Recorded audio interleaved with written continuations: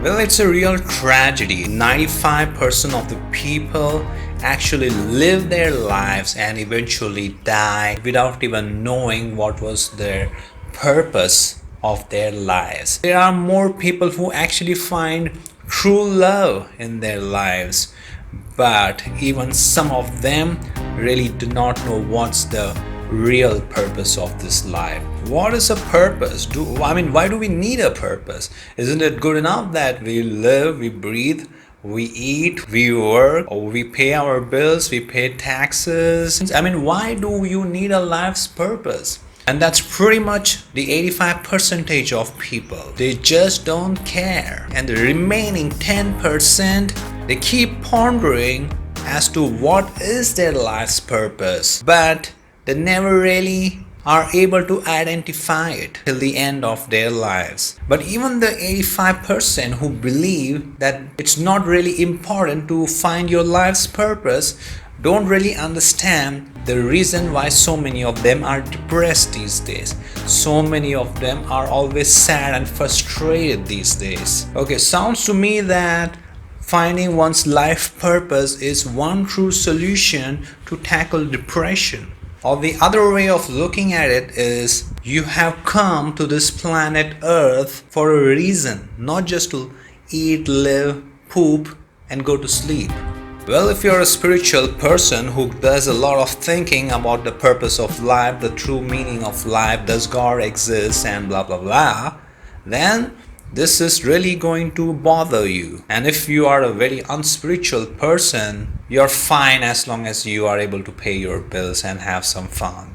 But let me just tell you, we are not human beings with a choice to live a spiritual life or not. We are not human beings trying to live a spiritual life.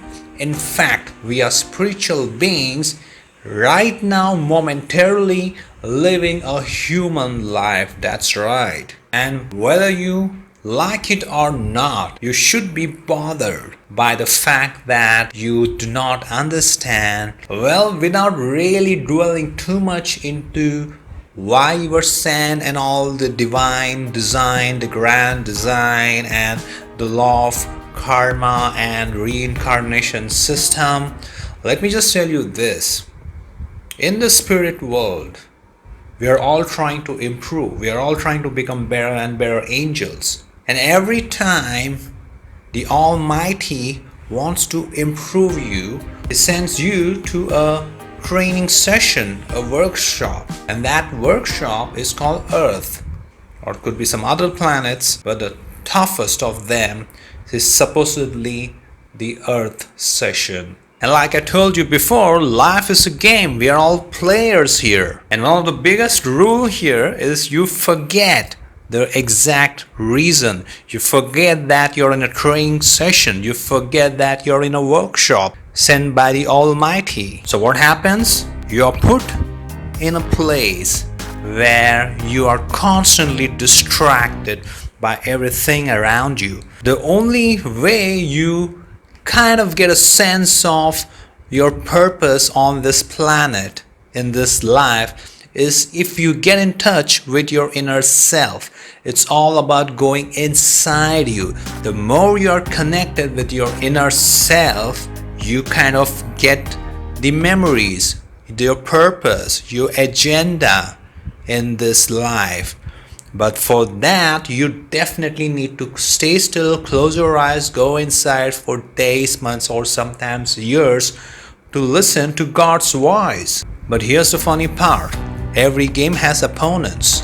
The other spiritual people who share this planet with us, they know this is bad for their business. All the large corporations and all the large manufacturers who make money off you understands the spiritual game. No wonder they are so rich and powerful. And they know the best way to make money off of you is to keep you sad and depressed all the time. Therefore, you are constantly bombarded on social media and all the media platforms, the televisions, of images that you have a problem, that you are not good, that you need to buy stuffs to make your life better. You have to spend more money to buy their products so that your life improves. Of course, money is important. You need to save a lot of money, not mindlessly spend it to these rich business tycoons and make them even richer. So when you're living in this environment of constant external seduction, you are bound to be in a chasing mode all the time. You're chasing your dream car, your dream vacation, your dream house, your next iPhone, your Netflix subscription, and everything around you. Because the society makes you feel that if you do not possess all the luxury items or the latest brand or whatnot, you are incomplete. So you're constantly working in a way to achieve the external while ignoring the messages coming from internal. So what we're saying is life is short. Don't get distracted by what's happening around you.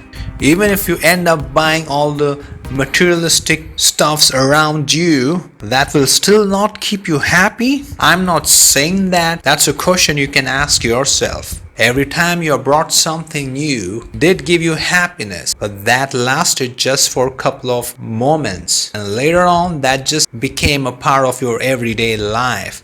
What happens when you buy a new car? So what is it got to do with all life purpose and all that thing that we are about to talk today? Okay, defining life's purpose is easy but very difficult to actually tap into this. Anything that you do which gives you a genuine state of happiness and satisfaction and a feeling of contentment, that act alone is your true life's purpose. Here is the important part. None of these feeling of contentment, happiness, satisfaction, fulfillment should be a feeling which has been externally verified by other people.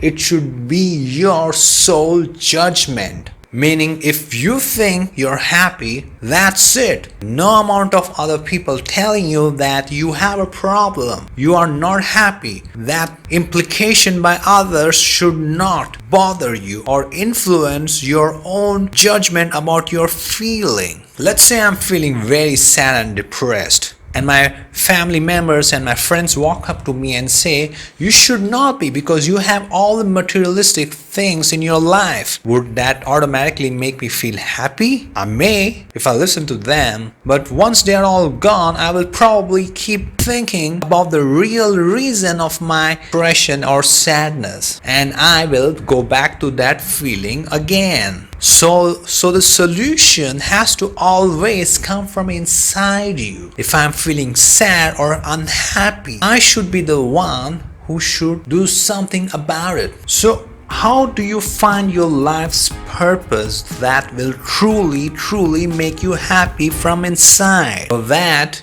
you need to be in touch with yourself, like I told you. You probably need to do a lot of meditation, especially on the heart chakra. It's a pulsating energy around your chest area. You can read a lot about that. You must have seen the picture of Jesus Christ normally with an image of heart around his chest. That's in fact a depiction of listening to your inner self, listening to your heart, which was a strong teaching of the Christ. The heart energy center always gives you the 100% validation of what is your true emotion. So when you meditate a lot, especially focusing on your heart chakra, you will get more clarity about what truly makes you happy. It's sort of like doing a window shopping, except that if your heart chakra is blocked, the window glasses is cloudy and dusty, and therefore it's a bad window shopping. So every time you meditate, especially on your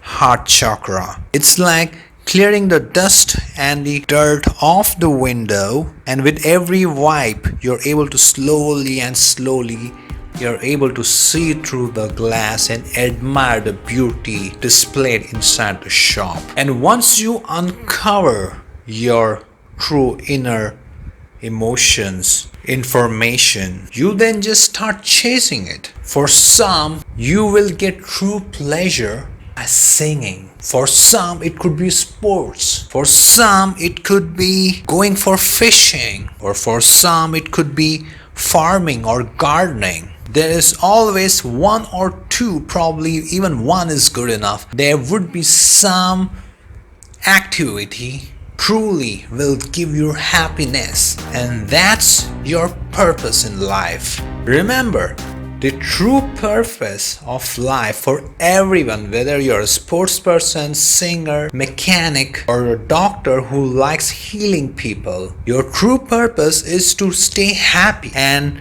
in a state of love. That never changes. But to bring yourself in that zone where you are constantly feeling love and happiness, you're constantly feeling such emotions, you need to be doing your stuff. But what if I'm stuck in a 9 to 5 job where I do not find my purpose, but my purpose, I'm able to do it but doesn't pay my bills? What do I do then? Let's say I work in a corporate where I'm paid very well and I'm able to take care of my family, pay all my bills, but on weekends I like to do gardening. That really doesn't pay me anything. That's exactly the matrix. The matrix has been designed in such a way where most of the things that we do these days don't truly give us happiness. It's slavery most of the time, but you continue to do that because it just pays your bills.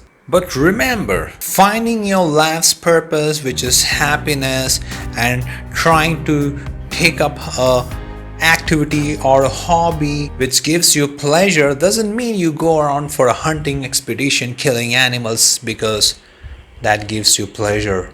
You cannot go around stealing people's money, causing them harm, because earning quick money is the thing that makes you happy. Remember, the law of karma always exists. That's why it's very important that you do a lot of heart chakra meditation that puts you in a righteous path.